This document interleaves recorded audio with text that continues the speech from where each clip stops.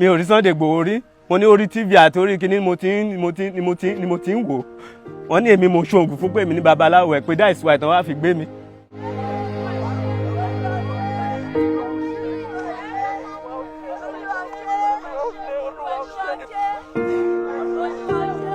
Orúkọ mi ni Ifasooto Dada. Iṣẹ́ awo ni iṣẹ́ tí mo ṣe, ọmọ bíbí ìlú Èkìtì ni mo jẹ́. Ní on the 16th of July this very year, àwọn kan ni mo lè pè torí wọ́n fi ID card wọ̀n mí, wọ́n wọ aṣọ, wọ́n fi search warrant wọ̀n mí, wọ́n dànù lérú, wọ́n di gbogbo àwọn tán bá ń bẹ̀, wọ́n dì wọ́n mú.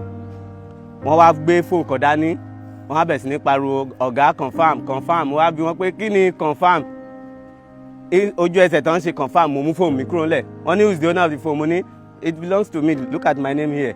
Wọ́n wá ní okay ìwọ ni, mo ní èmi ni. Wọ́n wá ní you called Mr. Tajudeen. Mo ní ta ló ń jẹ́ Tajudeen? Wọ́n ní láti Ìbàdàn. Mo ní yes ó ti wà lọ́dọ̀ yín báyìí pé wọ́n gbé wọn wọ aṣọ, mi ò recognize wọn. Mo ní wọ́n gbé ní Ìbàdàn pé mo pè kí n lè kí pé wọ́n release ẹ̀. Tajudeen ọlọ́kadà ni. Mo dẹ̀ ṣàlàyé gbogbo ẹ̀ fún wọn pé ṣé a máa ọlọ́kadà ni. Ó ti yé, so ó yá mi lówó. Mo ní ìṣòro ńgbà yẹn, ó wá fún mi lówó. So bó ṣe fún mi lówó pé màá san padà o, but kí n sì lọ lò náà kí n kàn sì sọ́ọ̀fù wàhálà tí mo ní ná. Ìgbà tí mo wá gbọ́ pé wọ́n gbé, even though èèyàn kan ló mú fóònù wá tó ṣàṣe àwọn bí nǹkan ṣe ń lọ ní ọ̀hún, tí mo wá rí mo ní màá lélẹ́yìí pé ó tún wà lára àwọn tán kó. So ìgbà tán wá ní wọ́n ti release ẹ̀ ní that is 7 days after tán ti gbé wọn. Mo wá pé kí n kí. So bọ́n ṣe ń ṣe gbogbo wọn yẹn, wọ́n ti dànù lérú, àwọn kan tí mo rà sínú ilé wọ́n ti fi ọ̀bẹ, wọ́n ti yá, wọ́n ti ìbọn bọ bẹ́ẹ̀dì torí tẹ́lẹ̀ wọn ò gbébọn wọlé, àwọn tó wọlé pẹ̀lú mi ò gbébọn, but ìgbà tí wọ́n bẹ̀ sí ń gbọ̀rọ̀ yẹn, àwọn tó gbébọn wá wọlé.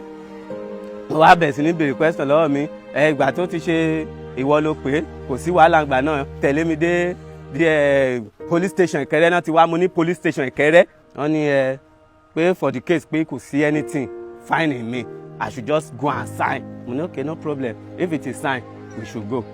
Bọ́n ṣe gbé mi nìyẹn. Wọ́n wá ní ṣé mo gbọ́ Haúsá? Mo ní mi ò gbọ́ Haúsá, mi ò lọlé Haúsá rí débi tí mo gbọ́ Haúsá. Wọ́n ní okay, wọ́n ní kò sí wàhálà. Ojú ẹsẹ̀ wọn change èdè, wọ́n bẹ̀ sí ní sọ Haúsá, but for my own view pé nǹkan tó ń sọ yẹn pé tán bá gbé màá dé Ìkẹrẹ́ lóòótọ́ bó ṣe sọ, àwọn èèyàn ò ní jẹ́ kán carry operation wọn. Bọ́n ṣe direct sí Ìbàdàn nìyẹn. Wọ́n gbé mi sí Ìbàdàn ní that very night ní on 16. Ìgbà tó di on the 18, that is Sunday, wọ́n gbé mi Friday, Saturday, Sunday. Wọ́n gbé mi, wọ́n ní ó yá book me to Abuja. Mo ní Abuja to where? Sọ nǹkan tí mo ṣe. Ẹ gbé mi síbí yìí, ẹ gba aṣọ lọ́rùn mi láì ṣolè. Mo ní wọ́n ní ọ̀gá, you are here now. Mo ní okay, I'm here now. You feel you can do anything. You can't do anything. I'm a citizen of this Nigeria. I just drag here. So ìkan wá sọ Yorùbá sí mi pé kí n ní sùúrù fún wọn, gbogbo nǹkan tán bá ṣàfẹ́ ṣe torí ó ti béèrè lọ́wọ́ mi. Mo ní mi ò ṣe anything. Wọ́n ṣe gbé mi nìyẹn, ó dà Àbújá. Wọ́n gbé mi dà Àbújá. Wọ́n ní kán kọ àwọn nǹkan kan sílẹ̀, ṣé mo lè kọ̀wé? Mo ní in fact mi tiẹ̀ lè kọ ìwé bí mo ṣe wà ẹ̀sìn. Wọ́n kọ gbogbo nǹkan tó yẹ kí n kọ, wọ́n kọ fún ara wọn. Wọ́n gba fóònù mi, wọ́n yọ wọn gbogbo ẹ̀, wọ́n scatter ẹ̀, wọ́n báǹdì ẹ̀ padà.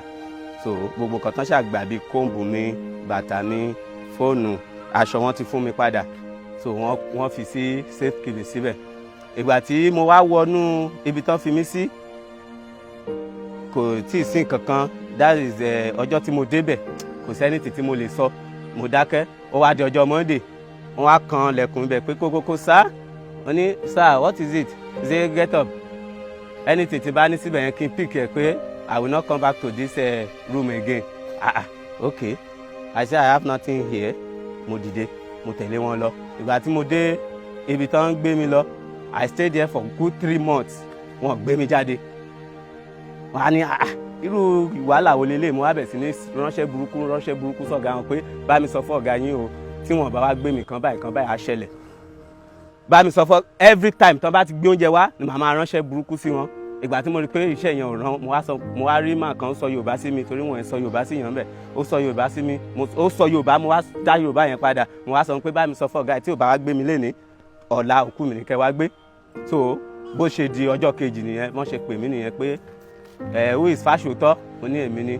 Wọ́n ní ọ̀yá mo jáde mo tẹ̀lé wọn even though inú mi ti ń dùn pé wọ́n fẹ́ fi mí lẹ̀ ni. So ìgbà tí mo wá débẹ̀ ó wá ní kí ni mo ṣe, mo ní kí ni mo ṣe àbí nǹkan tí mo ṣe tẹ́ fi wá gbé mi lẹ̀ sọ tí màá mọ̀. So ó wá ní kí ni o ṣe náà pé wàá ṣàṣọ nǹkan tó ṣe. Ìgbà tí mi ṣáà tètè dá lóhùn ó gbé mi lọ sí number 3 to their commander which they call ADOS. Ó wá ní kí ni mo ṣe, mo ní kò yé mi o, mo wá explain, mo pe Tajudeen ó ṣe mí lóore, mo wá pè pé wọ́n fi ẹ́ sílẹ̀ kí n kí ẹ o, mo ní wọ́n dẹ̀ wá gbé wọ́n mú nọ́mbà mi lórí fóònù ẹ̀, wọ́n dẹ̀ wá gbé mi ní on the 16, mo ní that is all. Ó wá ní get me their number, bó ṣe lọ síbi tán kọ kíní sí ìgbà yẹn ó wá lọ mú nọ́mbà wọn, wọ́n wá pè hello, what did this man do to you that you went to their state and arrest? Ó ní hello sir, that man is a juju man. Bí màá ṣe bẹ̀rẹ̀ agídí ti ẹnìyẹn, you are a juju man, you are clinical, get out, you are the one doing something for them, they fire them. Mo ní ẹ fẹ́ pa Nàìjíríà tán ni.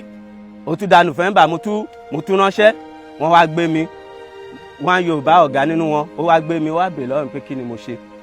Mo tún ṣàlàyé bí mo ṣe ṣàlàyé fún assistant director wọn, wọ́n lọ ṣe fídíò fún mi, mo ṣe fídíò, wọ́n bèèrè lọ́wọ́ mi. Number 1 kí n introduce ara mi, mo introduce ara mi, wọ́n ní kí n sọ story ayé mi, mo ní ṣe story ayé mi lẹ mú mi sí ni, okay, mo sọ story ayé mi fún wọn. Wọ́n wá ní do you know who is Sunday Igboho? Mo ní Sunday Igboho, mo ní mi tẹ̀ rí Sunday Igboho sójú rí. Wọ́n ní àwọn sígílẹ̀tì jákẹ́ẹ̀tì yìí, mo ní jákẹ́ẹ̀tì tẹ́ ń wo wọn tí bí mi gbà tán ti ṣe, mo ní wọn tí bí mi wọ́n fi ja ogun Mọdákẹ́kẹ́, mo ní mò ń rí mò ń kà torí mi ò ń ṣe kinní mò ń kà.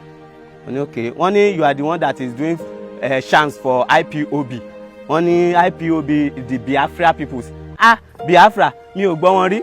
Wọ́n ní okay, in fact technology fi tún yé wọn pé mo ti lọ sí Imo State. Mo ní Imo State, I have not been to Imo State in my life and I have not touched Imo State.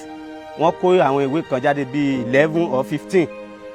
Mo wo àwọn kankan bẹ̀ ó ṣe mẹ́ta tí mo lè kankan sí, gbogbo story ayé mi tí mo sọ fún wọn àti mi ò mọ Ìgbòho rí, inú TV mo ti ń gbọ́ àti tí mo ti ń rí, mo kọ gbogbo ẹ̀ sílẹ̀. dáìsọ̀ tán mú mi sí ní odidi oṣù 6 now. Gbogbo ìyà yẹn ó wà lára mi, ṣòkòtò tí mi ń wọ bẹ́ẹ̀tì sí mo wá gba okùn bẹ̀ mo wá fi so.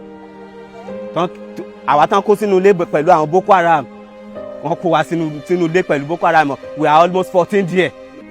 Nínú sẹ́ẹ̀lì kan náà, ibẹ̀ ni gbogbo wa ti máa yàgbẹ́, ibẹ̀ ni gbogbo wa ti máa ṣu, ibẹ̀ gbogbo wa ti máa tó. Wọ́n kó wa síbẹ̀ láìṣolè. Ó dẹ̀ sọ mi pé tí tóun bá dì mí mú àìpọ̀ Ọlọ́run á dì ó mú. Wọ́n á ní òkè kò sí wàhálà pé nǹkan tó bá ṣàfẹ́ ṣẹlẹ̀ pé màá rí. So àwọn ọmọ tán kó ǹgbà yẹn mo ti sọ fún kan ní wọn pé bá mi sọ fún lọ́ọ̀yà mi ò mọ ẹni tí mi ò ṣe ẹni tí mi ń jà mi ò mú gbó mi mọ̀ tí ò. Bá mi sọ fún lọ́ọ̀yà tó bá ti débẹ̀ pé èèyàn kan wọ́n á bẹ tí ò ṣe kankan o. Ìyẹn ló wá sọ fún lọ́ọ̀yà tí lọ́ọ̀yà wá gbà mí ní àná lọ́wọ́ wọn bẹ̀ tó ní owó tóun fi gbà mí kì í ṣe kékeré o, mo ní o fowó gbà mí láì ṣe. Mi ò rí Sunday Igboho rí, mo ní orí TV àti orí kíní ni mo ti ń wò. Wọ́n ní èmi mo ṣoògùn fún pé èmi ní babaláwo ẹ̀ pé dáìsí wa ìtàn wá fi gbé mi.